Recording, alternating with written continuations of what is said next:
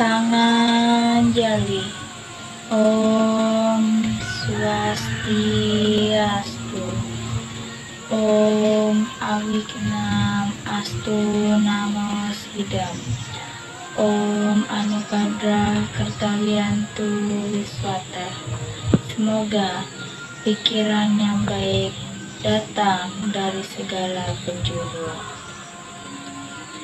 Pertama-tama, marilah kita panjatkan puja dan puji syukur atas kehadirat Ida Sang Hyang Widiwasa, karena atas asung kertawara nugraha beliaulah kita diberi kesehatan dan bahagia tanpa kurang suatu apapun.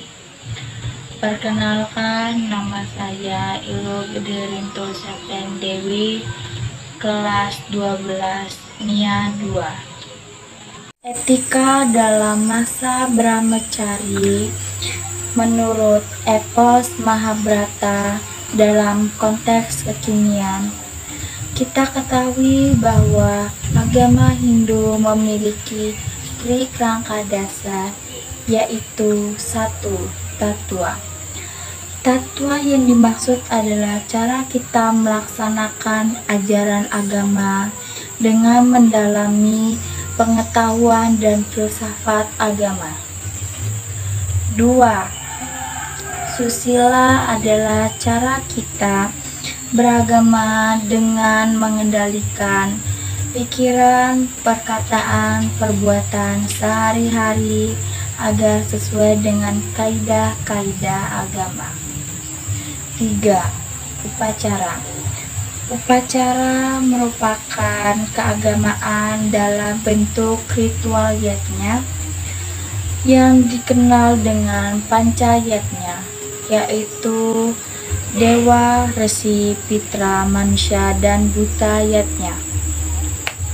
Ketiga bagian tersebut merupakan satu kesatuan yang tidak dapat dipisahkan antara satu dengan satu yang lainnya, dan ketiganya ini mesti dimiliki dan dilaksanakan oleh umat Hindu semuanya. Dalam agama Hindu, kita mengenal 4 jenjang yang disebut dengan catur asrama. Jenjang yang pertama yaitu adalah jenjang Brahmacari, adalah masa di mana kita menuntut ilmu pengetahuan. Jenjang yang kedua yaitu jenjang Grihastha, di mana masa-masa dalam rumah tangga. Jenjang yang ketiga adalah jenjang Wanaprastha, yaitu jenjang masa mencari dan mendalami arti hidup yang sebenarnya.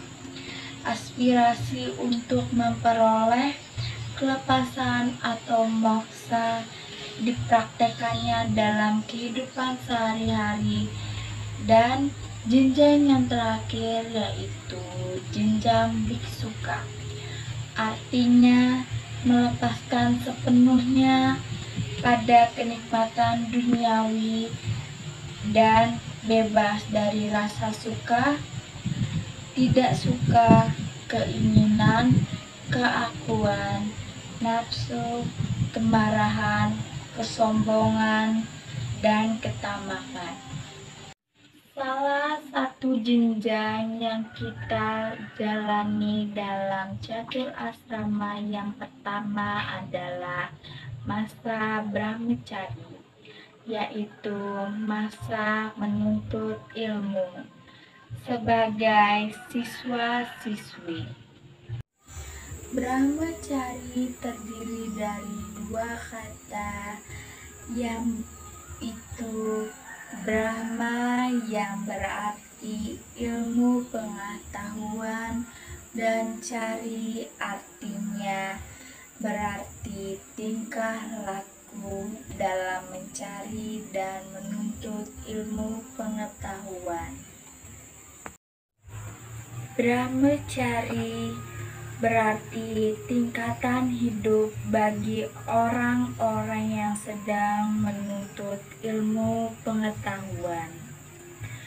Kehidupan para pelajar dimulai dengan upacara upayana sebagai hari kelahirannya yang kedua.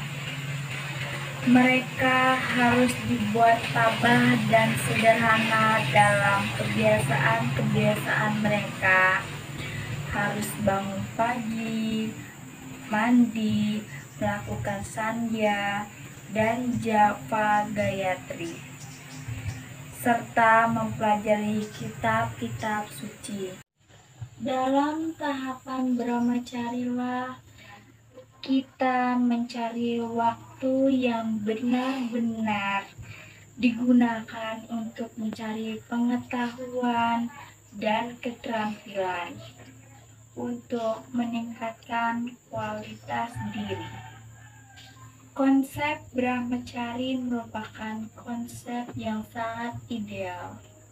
Namun, walaupun konsepnya ideal, dalam pelaksanaan di lapangan, sepertinya tidak bisa berjalan dengan sempurna. Contohnya, banyak anak muda sekarang yang harus menjalani kehidupan grehasta, padahal masa brahmacari mereka masih lama dan masih belum waktunya. Lalu, siapa yang harus bertanggung jawab kalau ini terjadi? Sistem dan lingkungan jawabannya. Tak hanya itu, keluarga juga dianggap memiliki peran penting.